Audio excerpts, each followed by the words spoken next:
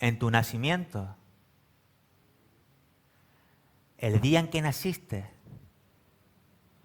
nadie se preocupó por ti.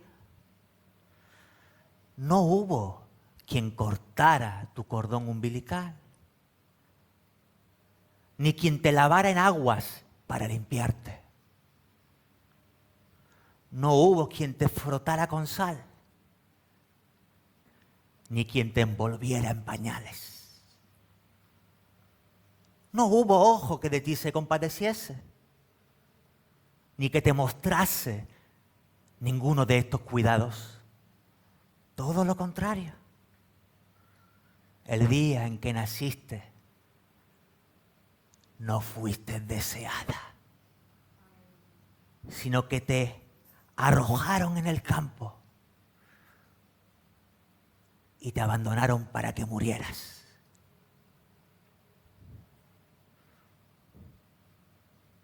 Como un total desprecio hacia tu vida. Ezequiel 16:4.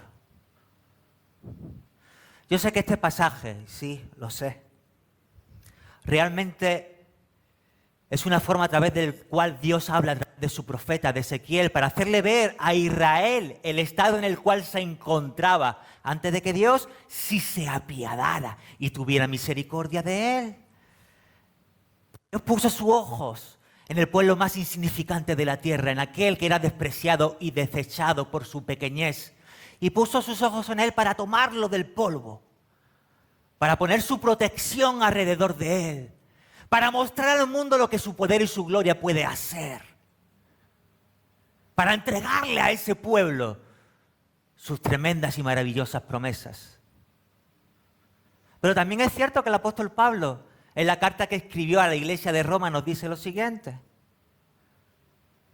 no es judío el que lo es exteriormente, ni es la circuncisión la que se hace exteriormente en la carne, sino que es judío el que lo es en el interior.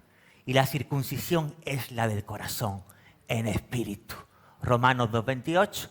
Y también nos dice lo siguiente, que los que son de la fe, estos son hijos de Abraham. Y si estáis en Cristo, ciertamente el linaje de Abraham sois y descendientes, según la promesa. Gálatas 3:7.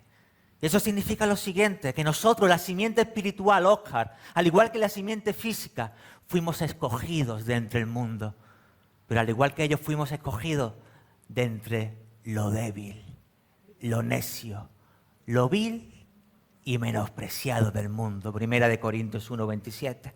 Eso es lo que escogió Dios, y lo escogió precisamente Dani para demostrar al mundo, a través nuestra, que su gloria y su poder actuando en nuestras vidas, para que pudiéramos hacer anuncios vivientes acerca de lo que su gracia y su misericordia puede hacer en nosotros. Amén. Ahora, escuchadme bien.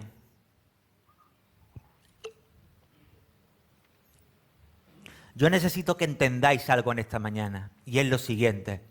Las palabras del profeta Ezequiel son duras en carne. ¡Wow! Son tremendas. Pero hacen una descripción real, fidedigna y fiel de la condición espiritual en la cual nos encontrábamos antes de que Cristo llegara a nuestras vidas. Y yo necesito que entendáis eso. ¿Sabes por qué? Porque cualquiera que no entienda cuál era la condición en la cual estaba antes de que Cristo viniera a su vida, no será consciente de dónde Dios lo sacó. No será consciente de lo que Dios hizo en su vida. Y eso provocará dos cosas en las vidas de estas personas. Uno, que nunca vivirán con corazones agradecidos verdaderamente a Dios, porque no son conscientes del milagro que Dios ha hecho en sus vidas. Y en segundo lugar, que no vivirán con temor de soltar la mano de aquel que de él y de ella tuvo misericordia. Porque al fin y al cabo, ¿quién sería tan torpe para soltar la mano de aquel que le sacó de esa condición? Por eso es tan importante, en carne, que tengamos siempre fresca en nuestras mentes de dónde nos sacó Dios. que siempre tengamos fresco nuestros recuerdos, la condición en la que nos encontrábamos antes de que Él se apiadara de nosotros. Ahora, escuchadme bien. Esta condición no es algo que solo nosotros, los cristianos, tienen conciencia. Esta condición es algo que se percibe en cualquier persona que haya vivido tan solo un poco. Lo único que se pide es que sea mínimamente observador y observadora. Porque esta condición que hemos descrito anteriormente se percibe no solo en el mundo que nos rodea, sino también en nuestras propias carnes. Fijaos, en primer lugar se percibe en el mundo que nos rodea. ¿Por qué? Por lo siguiente. Todavía siguen resonando las palabras que se escucharon en el jardín del Edén. Aquellas palabras en las cuales, al principio de la creación, Dios dijo: he aquí que Dios vio todo lo que había hecho y era bueno en gran manera. Génesis 1:31. ¿Era bueno en qué? ¿Era bueno en qué? Pues si somos sinceros, nosotros ponemos nuestros ojos en ese mundo y vemos de todo, hermanos y hermanas, menos que sea bueno en gran manera. Esa es la verdad. ¿Nosotros no apreciamos la creación de Dios? Por supuesto que la apreciamos, quedamos maravillados cuando contemplamos el firmamento, la innumerable cantidad de estrellas. Por supuesto que nos gozamos en el mundo que vemos, en lo hermoso de algo tan insignificante como las flores, en cómo somos obsequiados con su fragancia, en cómo nuestros ojos se deleitan en los miles y miles de diferentes tonalidades de colores con las cuales nos obsequian las flores. Pero no estamos ciegos. También vemos el dolor, el sufrimiento y la agonía que este mundo produce. ¿O no es cierto? Este mundo no es ese páramo idílico que todos y cada uno de nosotros pudiéramos desear. Esa es la verdad. Es más, las Escrituras nos dicen lo siguiente, Lesnar: tan cierto como las chispas que se elevan para volar por los aires surgen del fuego, así el hombre nace para sufrir. Job 5:7. Esa es la realidad. Todos y cada uno de nosotros venimos a este mundo ya entre lágrimas. Venimos llorando como si de un acto profético que anunciara aquello que vamos a tener que vivir se tratara. Todos y cada uno de nosotros nacemos con una mecha que se enciende en el mismo momento de nuestro nacimiento. Algunas más largas, otras más cortas. Da igual, no importa. ¿Sabéis por qué? Porque todas y cada una de ellas terminarán por consumirse. Siempre vivimos con el miedo a la muerte, siempre con el temor de que nos alcance. No ya ni siquiera nosotros, sino nuestros seres queridos. Vivimos en un mundo de injusticia, donde se escucha continuamente el clamor a la guerra, donde el llanto de los más débiles siempre está presente, donde los niños son devorados por el egoísmo humano. Y algunos dirán: ¡alegraos! ¿Alegraos de qué? Porque vosotros habéis tenido la suerte de nacer o de estar en el primer mundo. ¡Ja! ¿Pero para qué? ¿Para ser mano de obra barata? Nacemos esclavos para servir a otros. Somos nada más que piezas del engranaje de una maquinaria que solo produce dolor y sufrimiento. Pero algunos están peores, Lennart. Ese es el consuelo de los tontos, la aflicción del otro. Están los que nacen en el tercer mundo, aquellos que solo conocen desde su nacimiento el hambre y el sufrimiento. Y nos preguntamos si somos valientes, si realmente somos sinceros con nosotros mismos. Nos preguntamos: ¿qué clase de Dios es el que está gobernando este mundo?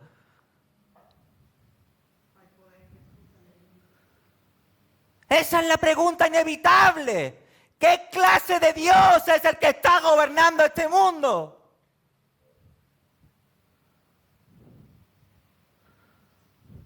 y aquello que nosotros llamamos palabra de Dios nos sorprende dándonos una respuesta que no esperábamos. Y nos dice lo siguiente: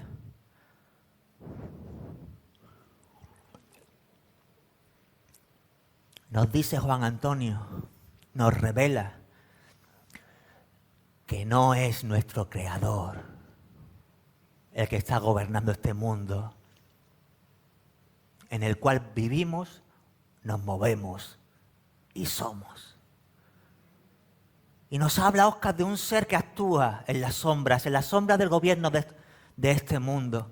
Un ser que presume, Jocelyn, de que todos los reinos de la tierra le pertenecen, de que suyos son el poder y la gloria de ellos y que es Él quien está gobernando detrás. Lucas 4:5.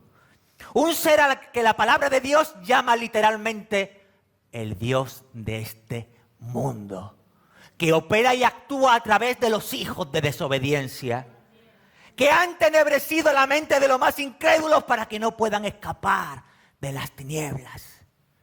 Uno que nosotros hemos titulado Satanás, pero que en el día de su creación fue conocido como Luzbel, lucero, hijo de la mañana, Isaías 14:12. Antes de que fuera arrojado como un rayo desde los cielos a la tierra. Y lo que ahora sufrimos no es más que la consecuencia de su gobierno, no del gobierno de nuestro Creador. Y algunos dirán: Dios reprenda a Satanás. Pero que comience a reprendernos a nosotros. Porque el pecado entró en el mundo por un hombre y por el pecado la muerte. Así la muerte pasó a todos los hombres por cuanto todos pecaron. Romanos 5:12. Fuimos nosotros quienes les entregamos a Satanás el gobierno de este mundo. Un gobierno que según Génesis se nos había sido entregado en nuestras manos. Sojuzgar y gobernar la tierra, nos dijo Dios. Un gobierno que le entregamos no solo nosotros a Él sobre este mundo, sino sobre nuestras propias vidas el día que creímos aquella palabra de seréis como Dios. Génesis 3:5. Ese día, Lerna, fue cuando decidimos devolverle la espalda a Dios para alinearnos junto a Satanás y su rebelión. Esa rebelión que empezó en los cielos. Y donde este ángel, ese querubín protector que se paseaba delante del trono de Dios, arrastró consigo la tercera parte de los ángeles del cielo. Apocalipsis 12:4. En aquel día le dijimos a Dios que no queríamos someternos a Él para salir del jardín del Edén tomados de la mano del diablo. Y ahora sufrimos sus consecuencias. Ahora sufrimos sus consecuencias. Y estas consecuencias, Lerna, no solo se sufren en el mundo en el cual vivimos, sino también en nuestras propias carnes. Porque escuchadme bien, no hace falta ser muy inteligente para percibir que en nosotros actúa una fuerza en contra de nuestra propia fuerza de voluntad. Y algunos la llaman pecado. Aquellos que se crean eruditos o sabios le llaman concupiscencia. Y los que se creen poetas le llaman la semilla del diablo. Pero da igual cómo lo llamemos. Lo que sí tenemos claro que es real, que esta fuerza se percibe como una fuerza contra nuestro pecho que no nos permite levantarnos de la condición en la cual nos encontramos y nos somete hasta tal punto que el apóstol Pablo escribió: no hago lo que yo quiero, sino lo que aborrezco, esto hago. Y queriendo hacer yo el bien,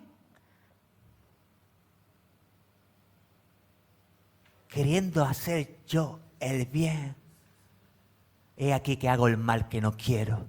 Y si hago lo que no quiero, ya no lo hago yo, sino el pecado que mora en mí.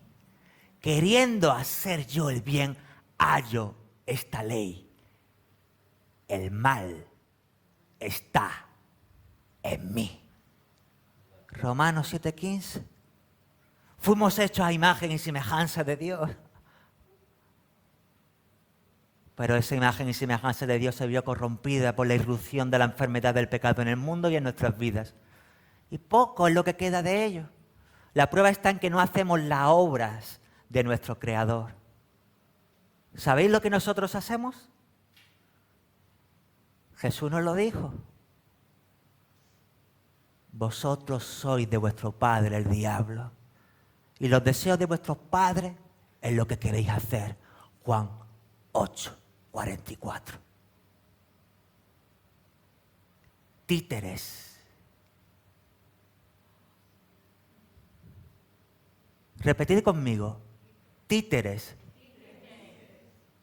Eso es lo que sois, según la palabra de Dios. Títeres del diablo, de un ser que lo único que busca es vuestra destrucción.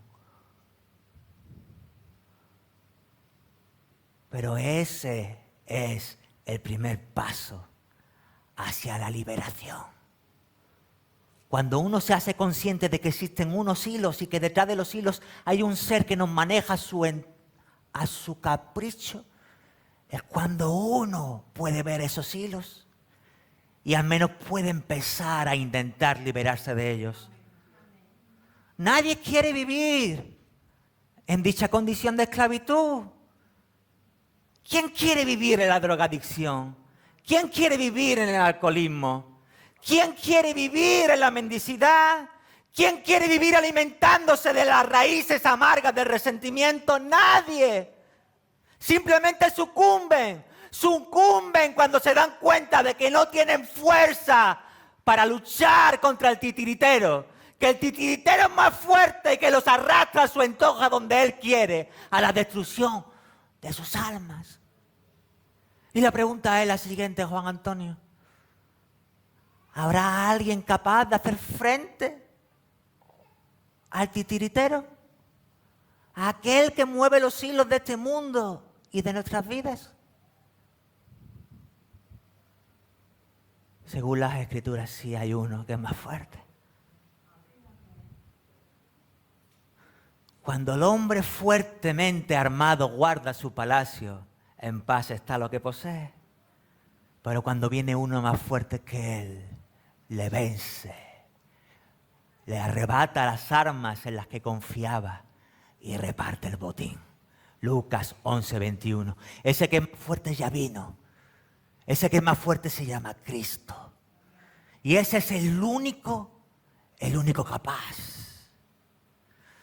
de cortar los hilos que nos mantienen atados titiriteros y hacernos libres. Se viene con un propósito. ¿Queréis saber con qué propósito vino Cristo? ¿Queréis saberlo? ¿Os estoy aburriendo mucho? Cristo vino a lo siguiente. Te pondrá el Señor por cabeza y no cola. Y te pondrá solamente por encima y nunca más por debajo. Si obedecieres a los mandamientos que el Señor tu Dios te da para que los guardes. Deuteronomio 28:13. Ese vino al fin para cortar los hilos, para que nosotros no fuéramos más arrastrados a lo que no deseamos, a lo que no queremos hacer. Ese vino para devolvernos el poder sobre nuestras vidas, para que nunca más estemos debajo de nuestras circunstancias y de nuestra condición. Vino a darnos el control.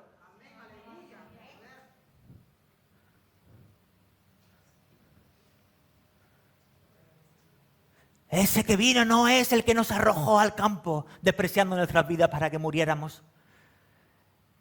No, ese vino a rescatarnos de la condición en la cual nos encontrábamos. Ese vino a tener piedad de nosotros. Ese no vino a condenar al mundo. Ese vino para que el mundo pudiera ser salvo por medio de él. Juan 3:17. Él vino a un mundo que ya estaba condenado. Vino para salvar. Y siendo Dios mismo, no vino para ser servido, sino para servir y para dar su vida en rescate de muchos. Mateo 20, 28. Ese vino en definitiva para deshacer las obras del diablo. Primera de Pedro 3, 8. Para eso Él vino. Él vino para recuperar lo que el hombre y la mujer habían perdido. El gobierno sobre este mundo y sobre su vida. Ahora, escúchame bien. Ese que ha venido no va a imponer su reinado. Ese que ha venido va a dar la oportunidad primeramente al hombre y la mujer para que se vuelvan a Él libremente, por amor, no por la fuerza. Ahora, tened una cosa en vuestras vidas presente y como cierta, que cuando ese periodo de gracia se acabe, Él sí va a venir a imponer su reinado. Y Él sí va a venir a reclamar lo que ya le pertenece por derecho. Y tened por cosa cierta que cuando ese día llegue, en el nombre de Jesús, en el nombre de Jesús, en el nombre de quién, se doblará toda rodilla de los que están en los cielos, en la tierra y debajo de la tierra. Y toda lengua confesará que Jesucristo es el Señor. Filipenses 2:10. Pero hasta que ese día llegue, Él sigue saliendo a los campos a buscar a aquellos que había sido arrojado por el diablo para que murieran ellos. Y Él viene a hacer por nosotros precisamente lo que no hicieron en nuestro nacimiento. En primer lugar, Él viene para cortar nuestro cordón umbilical.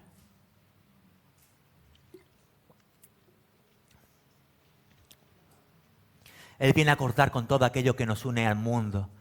Él no, lo primero que nos dice es: vosotros no sois del mundo, sino que yo os he escogido de entre el mundo. Y hay muchos y muchas que no quieren soltar el cordón umbilical, Magda, que quieren seguir unidos a este mundo. Pero tú no puedes alcanzar lo nuevo de Dios si antes no estás dispuesto que Dios pase cuchillo espiritual en ese cordón y corte con todo lo que te unía a este mundo.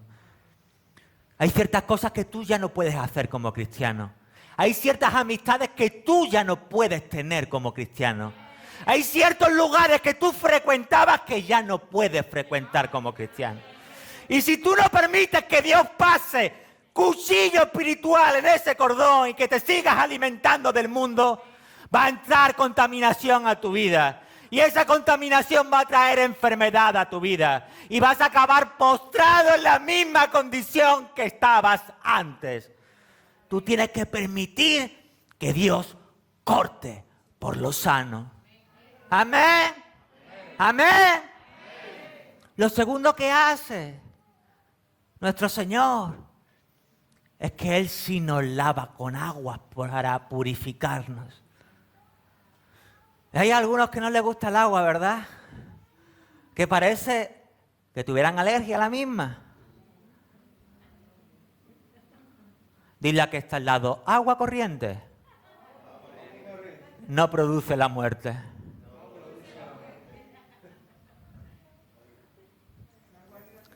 ¿Qué pensaríamos de alguien que se ducha una vez a la semana, Lesnar?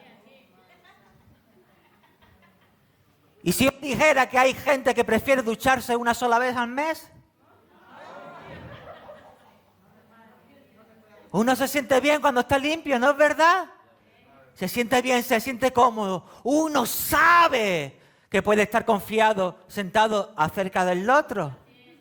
Porque no va a salir corriendo. Todo lo contrario. A uno le gusta oler bien. Que se puedan acercar a ti y te digan: oye, ¿qué perfume usas? Uso la fragancia de la rosa de Charón, del lirio de los valles.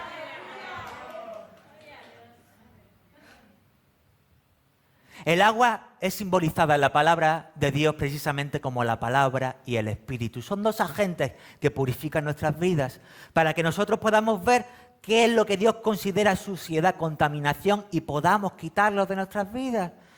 El problema es que hay gente que le gusta poco la palabra. Hay gente que le gusta poco las cosas del Espíritu y no se dan cuenta que andan sucios por la vida. Es más, hay algunos que no se dan cuenta que las aguas que se están bañando no son las aguas de Dios, son aguas contaminadas. Y te vienen el domingo con toda la piel llena de sarpullido. Y te preguntan, pastor, ¿qué me ha pasado? Muy fácil. En vez de acudir al manantial de Dios que brota fresco y puro desde lo más alto de los cielos, que es Cristo, estás acudiendo a estanques putrefactos de agua de hombres.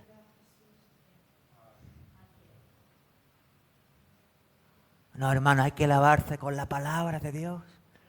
Hay que acudir a la palabra de Dios. Hay que acudir a las cosas de su Espíritu. Tercera cuestión que hace el Señor cuando nos toma y alcanza en misericordia.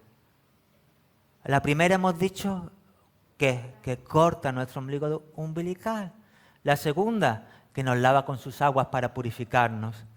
La tercera, ¿sabéis cuál es? Que nos frota con sal. En los tiempos de Jesús era costumbre que a los recién nacidos se les frotara con sal. ¿Sabéis por qué? Preguntadme por qué. Muy fácil, porque el recién nacido era frágil, el recién nacido tenía las defensas bajas. Todo lo que tocaba al recién nacido lo contaminaba.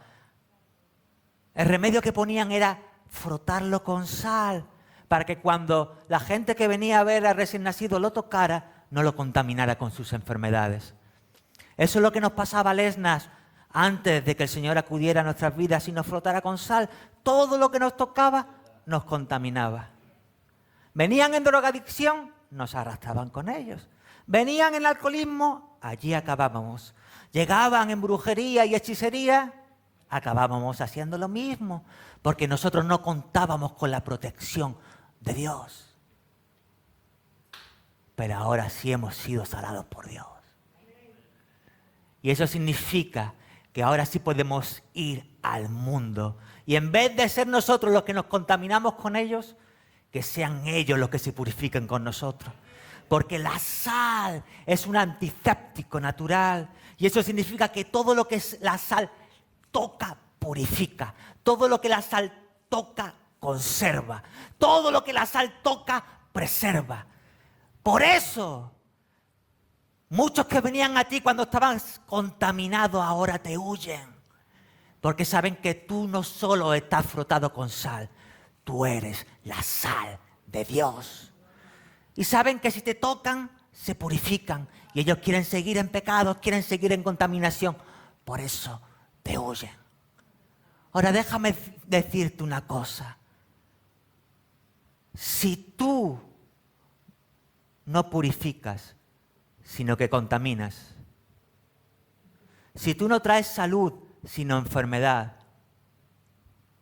Si tú no traes buen sabor, sino que amargas, tú no eres la sal de Dios. Y si no eres la sal de Dios, solo vale para una cosa, como dice la Escritura, para ser hollada por los hombres y pisoteada por sus pies. Ahora, déjame que te advierta una cosa que dice la Escritura. ¿Estarán dos juntos si no estuvieran de acuerdo? Amós 3:3. El Señor comía con prostitutas y recaudadores de impuestos. Él a los pecadores recibía. Sí, para compartirles la palabra, no para tener parte con ellos. Dile a que está al lado, el que anda con cojos.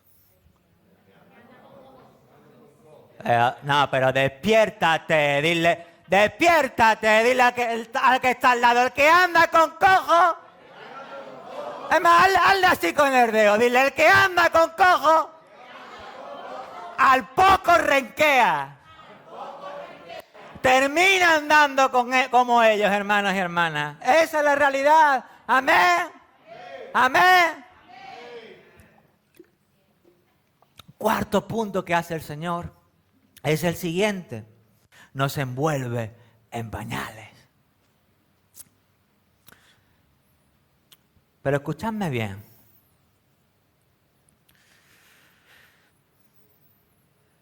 Esto es una condición inicial en la cual Dios nos tiene para mostrarnos su cuidado y su amor, pero no es la condición en la que Él quiere que permanezcamos. El que ha aceptado a Cristo es normal que esté en pañales. El que tiene poco tiempo en sus caminos es normal que esté en pañales. Pero fíjate, Mayra, si tú tienes 10 años ya, estás crecidito, si tú cumples 20 años, si tú cumples 30 años y sigues en pañales, el pañal ya no es símbolo de cuidado. El pañal es símbolo de enfermedad, de que algo malo sucede contigo. Y hay hermanos que tienen 40 años en el Señor y quieren seguir en pañales. Porque en pañales está cómodo. Pero el Señor tiene algo mucho mejor para ti que estar en pañales. ¿Quieres saber lo que Dios tiene para ti? ¿Qué quieres saberlo? Yo no os veo muy animados. ¿Nos vamos ya? ¿Queréis saber qué es lo que Dios tiene para nosotros mucho mejor que los pañales? El Señor dice lo siguiente: traed el mejor vestido y vestidle, y poned anillo en su mano y calzado en sus pies. Lucas 15:22. Eso es lo que Dios tiene para nosotros si estamos dispuestos a dejar los pañales. Vestido, anillo y calzado. Dile a que está al lado: es hora de dejar los pañales ya. Escuchadme, vamos a hablar de estas tres cosas, ¿ok? ¿Estáis conmigo? Amén. En primer lugar, vestidos. Wow, el profeta Isaías nos dice lo siguiente: en gran manera me gozaré en el Señor, y con gran alegría vendré a Él, porque Él me ha vestido con vestiduras de salvación, me ha rodeado de manto de justicia. Isaías 61:10. Amén. Amén. Esas son las vestiduras que Dios tiene para nosotros, vestiduras de salvación. Y ahí tiene que haber gran gozo en nosotros. Si fuéramos conscientes del gran precio que Dios ha tenido que pagar para vestirnos con esas vestiduras. Esas vestiduras son la sangre de Cristo. Y escúchame bien, con ningún otro vestido os podréis presentar delante de Dios. Hay algunos que se creen que son demasiado listos, demasiado buenos, demasiado astutos, y creen que ellos pueden confeccionarse con sus propias manos un vestido mejor. Eso es un desprecio al vestido que Dios ya ha confeccionado para ti. Y para esos que se creen tan listos, la palabra les dice lo siguiente: habéis roto con Cristo. Todos aquellos y aquellas que creéis alcanzar la justicia en las obras de la ley, habéis caído en desgracia. Gálatas 5:4. Dios no acepta Made in China. Dios no acepta ni siquiera Made in USA. Él solo acepta un vestido Made in Heaven, hecho en los cielos. Solo vestidos de Cristo. Y nuestra misión en la vida no es buscar nuevas vestiduras de justicia. Nuestra misión es conservar pura, blanca y limpia la ropa que ya hemos recibido de parte de Dios. Amén. Amén. Anillo. Anillo simboliza poder. ¿Cómo delegó Faraón su poder en José? Anillo. José solo tenía que enseñar el sello de Faraón para demostrar que el poder de Faraón estaba en su mano, que el poder de Faraón había sido delegado en él. De tal forma que cualquiera que hablaba con José, cuando veía el anillo, sabía que hablar con él era como hablar con Faraón. Y sabía que desafiarlo a él era desafiar a Faraón. Dios ha puesto esa autoridad en nosotros. Él nos dijo: daré poder de hollar serpientes y escorpiones y sobre toda fuerza del enemigo, y nada os dañará.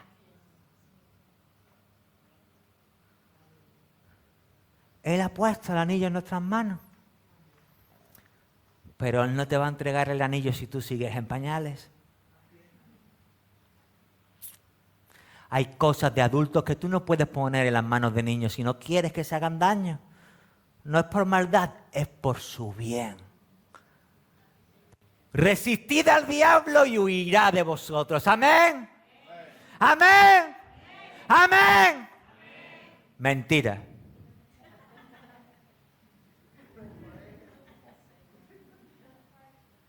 El pasaje dice: someteos pues a Dios, resistid al diablo y huirá de vosotros. Santiago 4:7.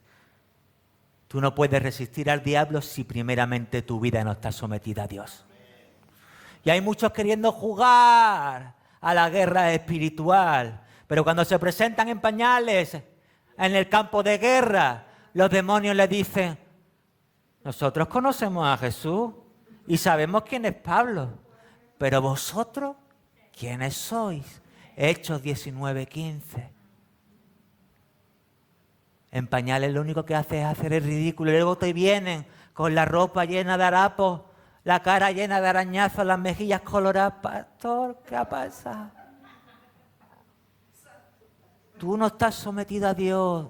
Dios no te ha dado autoridad a ti hasta que dejes los pañales. El campo de batalla no es para bebés espiritual. Hay espíritus que solo salen con oración y ayuno. Y algunos que todavía no entienden que hay un titiritero.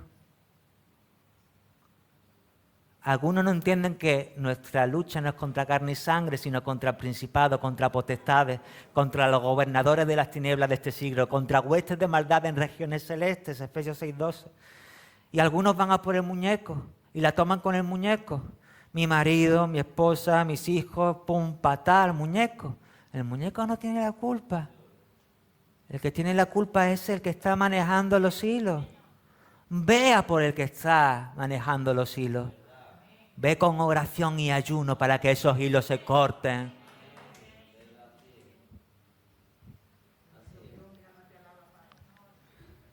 Si hubiera amor propio en nosotros, si tuviéramos un mínimo de dignidad, si tuviéramos un poquito de orgullo, iríamos a muerte por aquel que nos arrojó al campo despreciándonos para que muriéramos.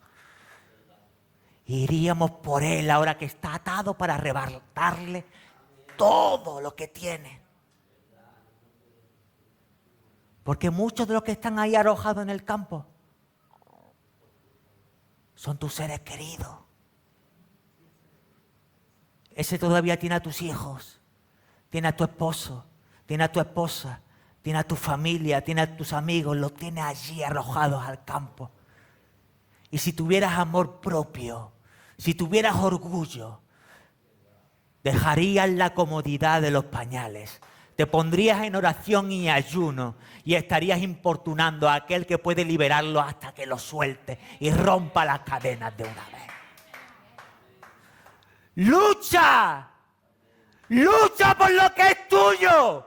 ¡Lucha por lo que Él todavía tiene, por lo que Él te ha arrebatado! Porque Él está atado. ¡Aprovecha la oportunidad!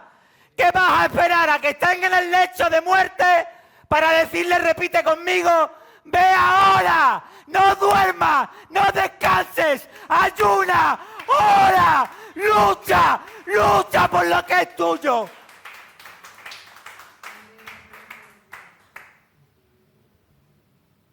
¡Despertad!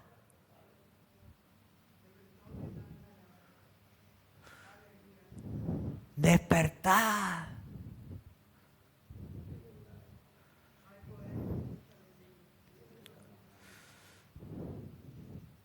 Tercer lugar, pone calzado en nuestros pies. Dile a que está a tu lado, con esto termino, no os preocupéis. Dile a que está a tu lado, al revés me los calcé.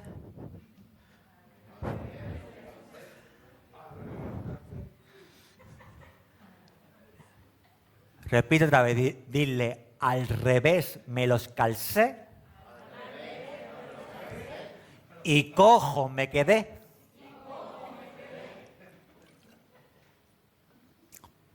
El calzado que Dios nos provee, el calzado que Dios nos provee es la palabra y la oración. Y hay muchos, ¿sabéis? El cojo malo le echa la culpa al empedrado. El empedrado no tiene la culpa es que te has calzado lo que Dios te ha dado al revés. O ni siquiera te lo has calzado, vas descalzo. Y te vas quejando de lo duro del empedrado, pero Dios te ha facilitado un calzado para que el camino te sea más cómodo, más fácil. Y en la palabra y la oración. Esos son los dos calzados. Y si tú estás notando que el camino es demasiado difícil, si estás notando que en el camino te produce dolor y sufrimiento, te puedo garantizar que el calzado te lo has puesto al revés. El derecho en el izquierdo y el izquierdo en el derecho. Pero de la palabra y de la oración ya hablaremos la semana que viene. Vamos a orar. ¿Nos ponemos de pie?